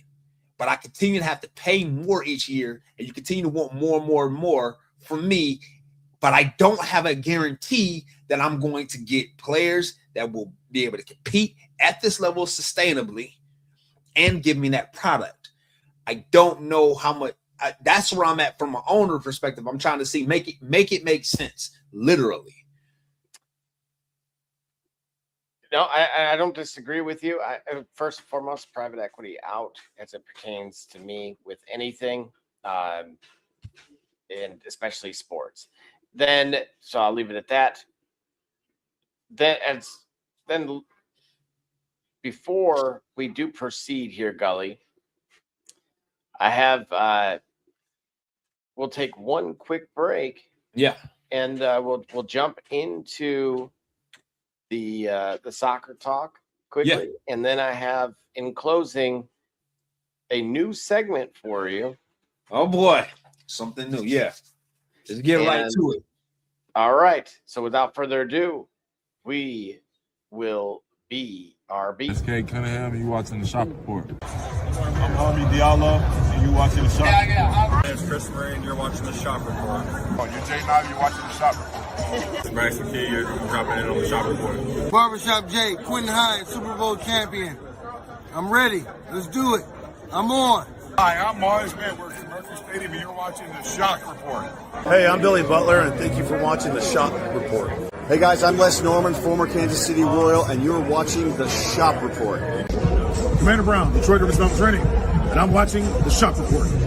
Hey, this is Doug Flynn of the New York Mets. Well, a few other teams, of course, too. And you're watching the Shop Report. I'm Matt Ramos, and you're watching the Shop Report. How you doing? I'm Rajay Davis, and you're watching the Shop Report. How you doing? This is Nelson Figueroa, former Major League pitcher with a lot of teams. You're about to listen to the Shop Report. Hey, this is Howard Johnson. You're watching the Shop Report. Hi, I'm Heath Bell from the New York Mets, and you're listening to the Shop Report podcast. Yeah! Hey, I'm Josh Tolley, former catcher of the New York Mets, and you're watching the Shop Report. This is Edgardo Alfonso for the Mets, and you're listening to Shop Report. Hey, this is Doc Gooden, and you're watching the Shop Report. Hello, this is Mike Hampton, and you're watching Shop Report. It's K Cunningham, and you're watching the Shop Report. Hey, C.O. Moore, tune in live to the Shop Report, man. Checking in with the Chicago Bears. You heard it here first. Hey, this is Herman Harvey, former NFL offensive lineman with the Cleveland Browns and the Baltimore Ravens. And you're listening to the Shop Report. This is Josh Cribbs, three-time NFL Pro Bowler, all-decade return specialist. And you're listening to the Shop Report. Cleo Miller, former Cleveland Browns, and you're listening to the Shop Report. Hi, this is Dick Ambrose. You're listening to the Shop Report, and go Brown. Hey, this is the top dog, Hanford Dixon. Listen to the Shop Report. This is Ernest Viner, and you are listening to the Shop Report. Hey everybody, Jimmy Has from Cleveland Browns, and I can tell you my favorite podcast is the Shop Report.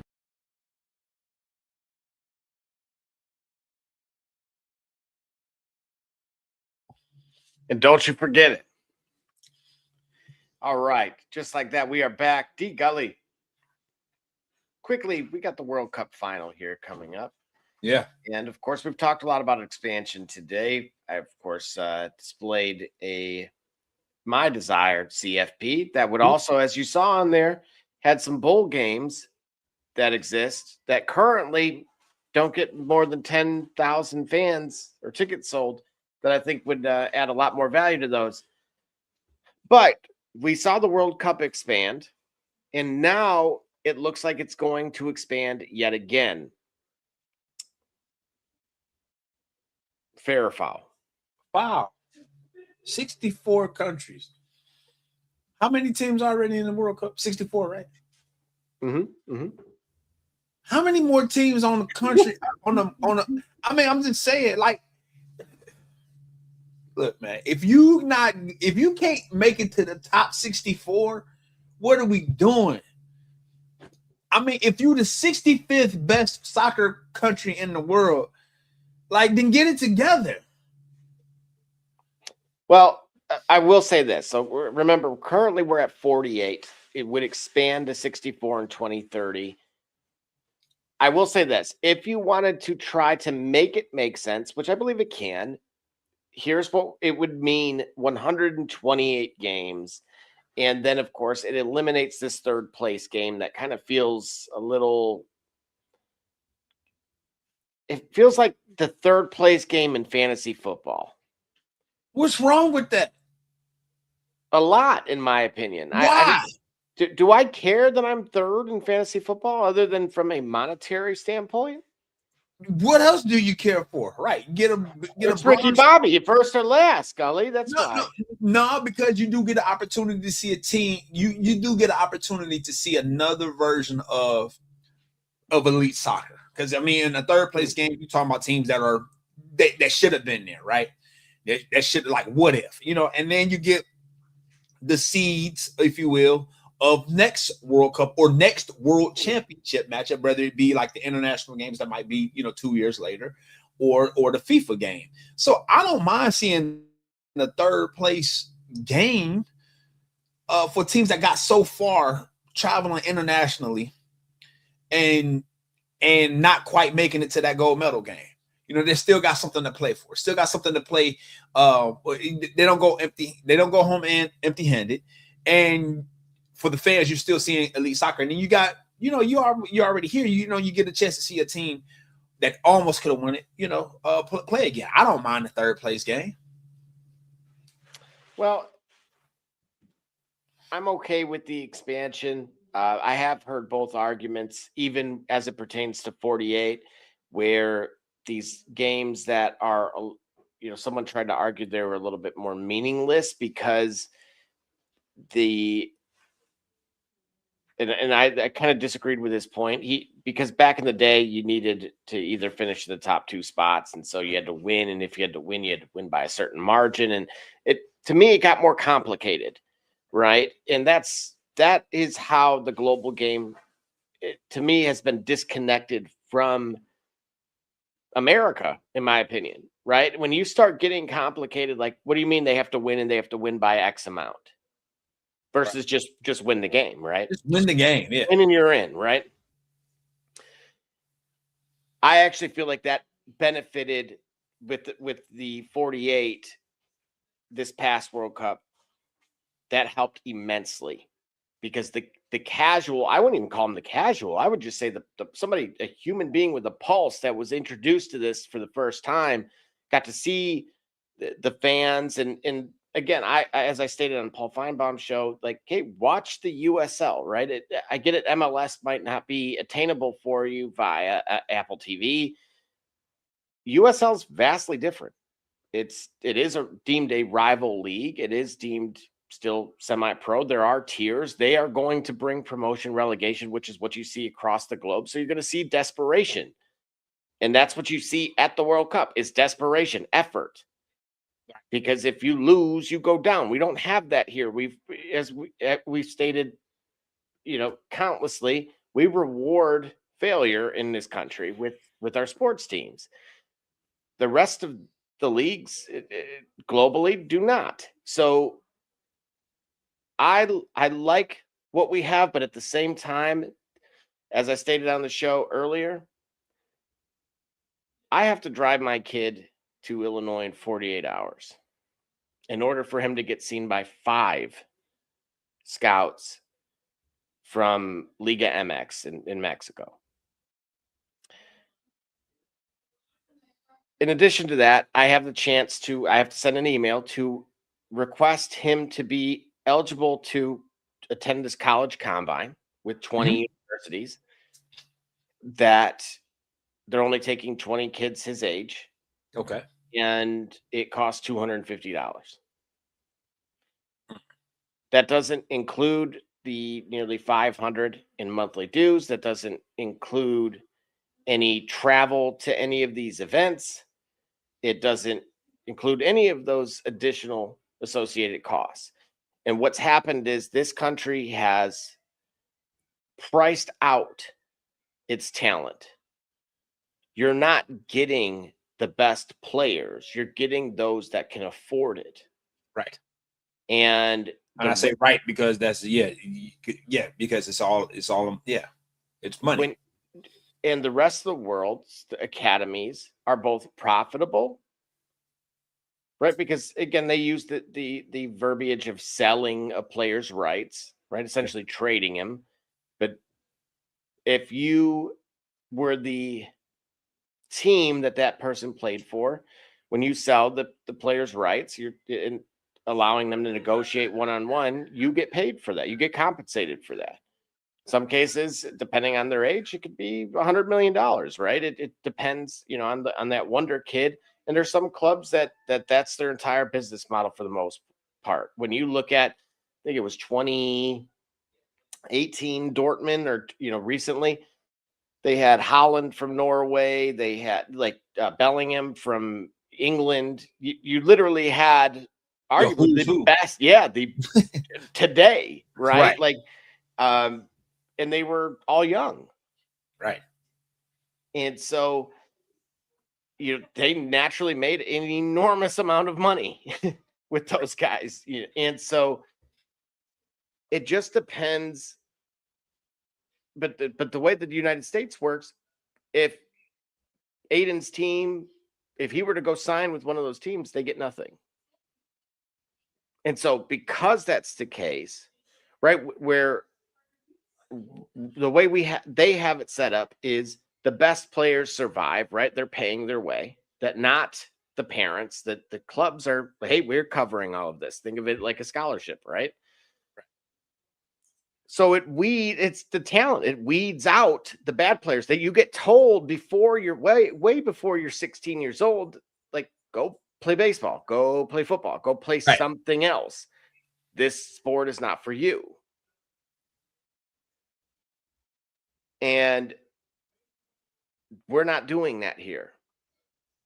And so I do have a big concern with that's one of the many layers of it, but access is the biggest. And then, of course, I don't believe that they're really looking in too many ponds. I think they're looking at the same spots that they have been. And unfortunately, that means if you're not affiliated with those, you are completely wasting your time and therefore your money, and you should be doing something else entirely. And I think that it's become a business model, and they found the niche that helps to generate revenue for those who receive the revenue generated. And the illusion is that my son is, or my child is, getting better at sports and creating opportunity. By virtue of necessity, some stars have to be made. For example, the Toyota shop gotta sell a Camry at 0% financing. They have to. So one Camry is going to get 0% finance, or 2.9% finance. All right. 50 people going to get Camrys. They got to give you 2 at 2.9% finance. The rest of them joints going to be 7%, 8%, 9%, maybe 12, 13, 15%. But that's to get you guys in the door.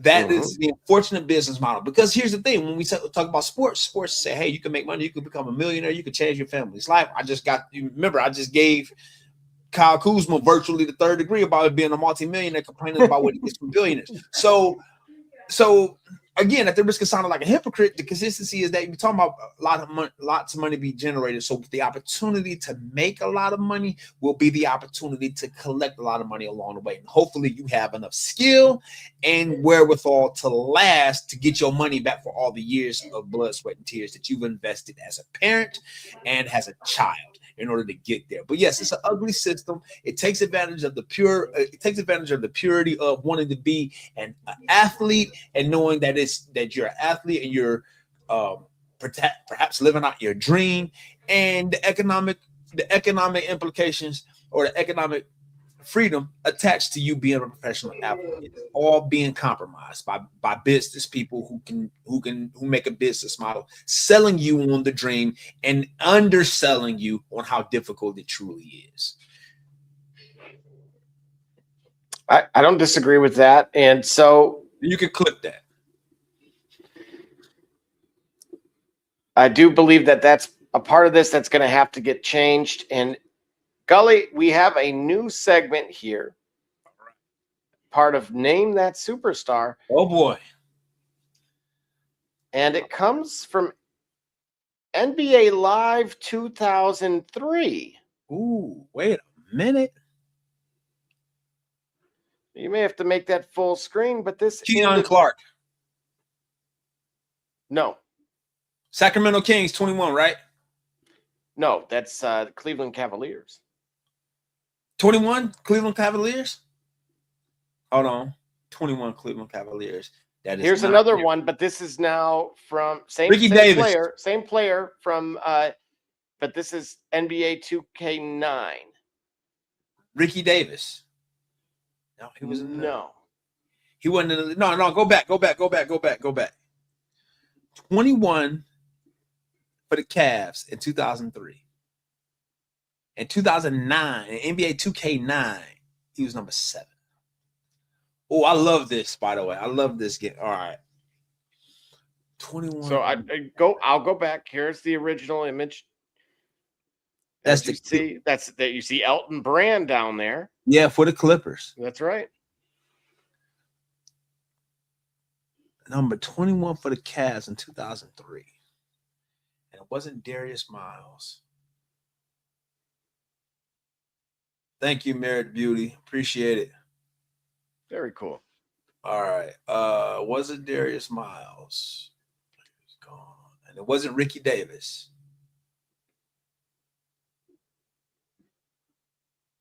It's not Ricky Davis? It is not Ricky Davis. He was gone by 2003. I mean, by 2009. Number 7. So this team consisted of Carlos Boozer, DeJuan Wagner, right, Hasana Diop. Right. And then there was Chris Gatling for a while. For a moment, but he wasn't with them. Clarence Weatherspoon. No. Man, I'm stumped. Just a reminder for a lot of these guys here. My PSN back then was I win wit Cavs. 21 for the Cavs in NBA 2. Tony Battie was on the team. J.R. Bremer was on the team. Chris Mim was on the team. Chris Mim, yeah, the draft night trade for Jamal Crawford, right. Kevin Ollie, former UConn coach. Yes, was on the team. And number 21. Ira Newble. 21 for the Cavs. Jeff McInnes was on the team. Jason Capono was a rookie. And that wasn't along with another 20 number being 23, LeBron James. Wait a minute, this is 2003? That's right. So LeBron Ricky Davis was on the team, but he was number 31. So Mateen Cleaves was also on the team. Yeah. 21 in 2003. Hold on, don't tell me. And then he was number 7. Zydrunas Ilgauskas was on the team. Wait a minute, but no, they name that superstar. It could be Deion Waiters. It's not Deion Waiters. I like where your head is at with this. And it's not Ricky Davis. It's not Darius Miles.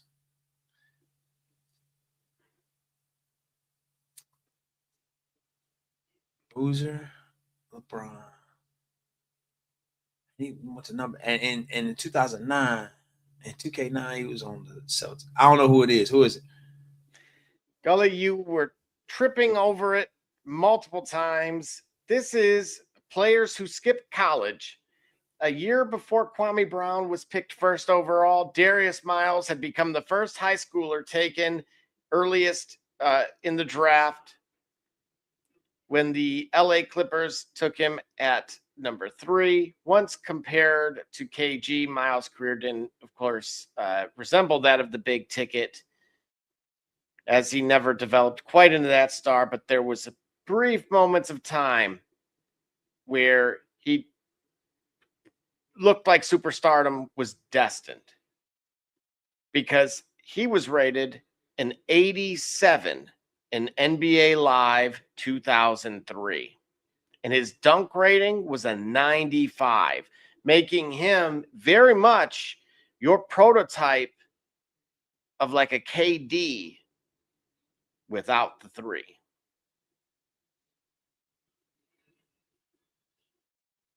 D Gully, I got one more for you. Sticking with 2003. Oh, that's Eddie Jones.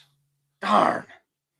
I knew that. Wait a minute. So who you hold on? So wait a minute. That was Darius Miles? That was Darius Miles. I said Darius Miles. Well, no, but you said it wasn't Darius Miles. No, I was saying it was Darius Miles. No, so I was asking you. I'm like, that wasn't Darius Miles. If we replay the tape, if we replay the tape, I didn't say that. No, I didn't exclude it. I asked the answer. I phrased my answer in the form of a question, almost like Jeopardy. All right. Well, in the sake of tiebreaker, yep, we're going NBA Live 2004.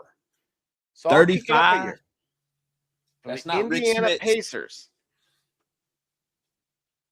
That's not Rick Smits. That's not Austin Collie. It's not Austin Collie. Not Rick Smits. Number 35. It ain't Chris Mullin. It's not Chris Mullin.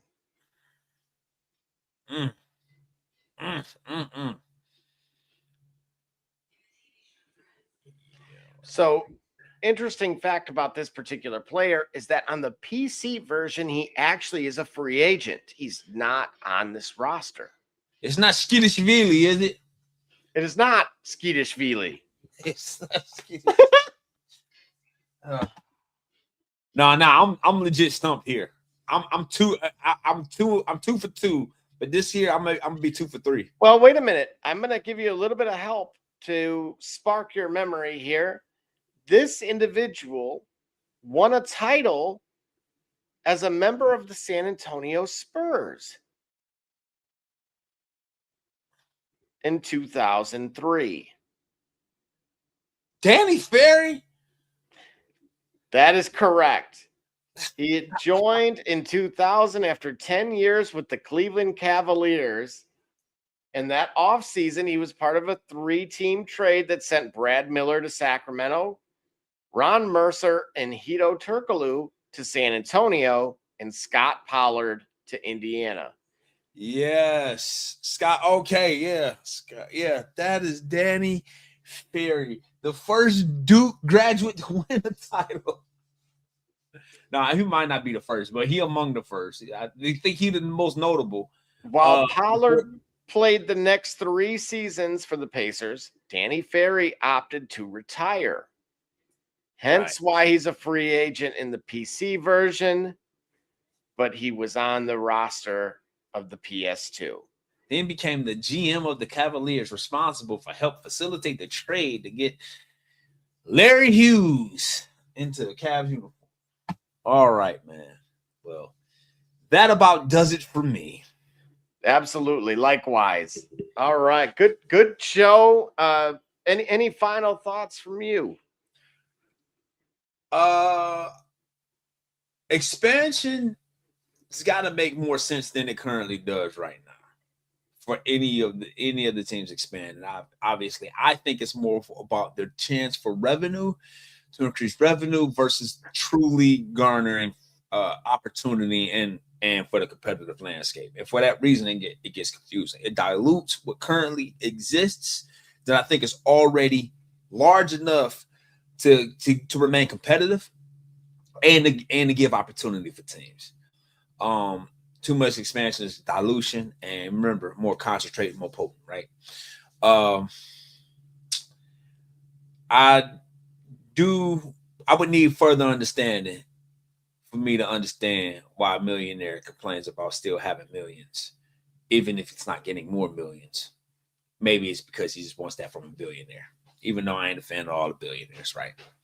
That being said, man, appreciate the fact that we're able to talk about sports the way we are in this era, in this time. There's a lot of other things going on. A lot of y'all could be with us, could be doing other things, but thanks for tuning in to the Shop Report. We're glad to be back. And that's all I got for right now, Double J. What about you, man? Yeah, well, again, definitely tune in to the momentum. You support your local soccer teams. Yes. Obviously, Cleveland is expanding, as our host kind of mentioned. USL is growing. DCFC's building a stadium right now that just broke ground on it, and it was privately funded, folks. So it can be done. I want to make that part very clear. Privately funded, no taxpayer dollars whatsoever. So it is time to start leaning on those billionaires, as you talked about, who are complaining about millions. I would love in future shows or future comments when we reach out to find out more about that, because that is a bigger deal than then we made it today. So sorry about that. That's a bigger deal. And so we want to find out more about that, so that way we can see about its feasibility and see how it's able to be done. So that way we can that can start a trend. You know what I mean? Likewise. Yeah, I agree. And of course, great job on going in the Wayback Machine on the fly like that. I did not give you any kind of notice outside of the fact that it was going to likely be a blurry image. And those graphics were killer back then. And I was a bad man on the sticks with those. Right. Now that was when I played live. Yeah, I was great. I was with the Spurs back then too, with the VC. You know, I think live 2003, that was the first soundtrack that went platinum. That was the year with Fabulous. Fabulous. It had Brandy. It had Full Moon, I think. It had Full Moon. Yeah. Nah, man, it was great times, great nostalgia. I think in future shows, man, we'll get back to gaming on the sticks, man, while we talk about this. You know what I'm saying? Some of that retro gaming. But hey, man. Well, I'm gonna leave you with this. I'm gonna say in next show. Yep. We'll do a top 5 of just those types of soundtracks. Top 5 video game soundtracks? Not all video games, specific to NBA Live. Ooh. All right, let's look it up. Let's dig him up. Let's do it. Dig through the crates, the archives there. Again, 2003, like you said, that was not a surprise to me that one went triple platinum just in my household alone. Right. So, needless to say, we appreciate everybody that did tune in. You guys continue to follow and support us. You know, we ain't gonna be harder. We're not gonna be hard to find. You're not gonna be hard to find no more. Tap in on X now. Again, all you got to Double J. You'll see the verified there. Of course, Barbershop J as well, and of course D Gully's on there, and of course we're on Facebook, Meta. The whole 9. So as always, I got it. I got you. You know what I'm saying? So like I say, you know where to find us. You know where to reach us. We'll be back. Next time you want to know what's really going on, come to the shop. Walk-ins are always welcome. I love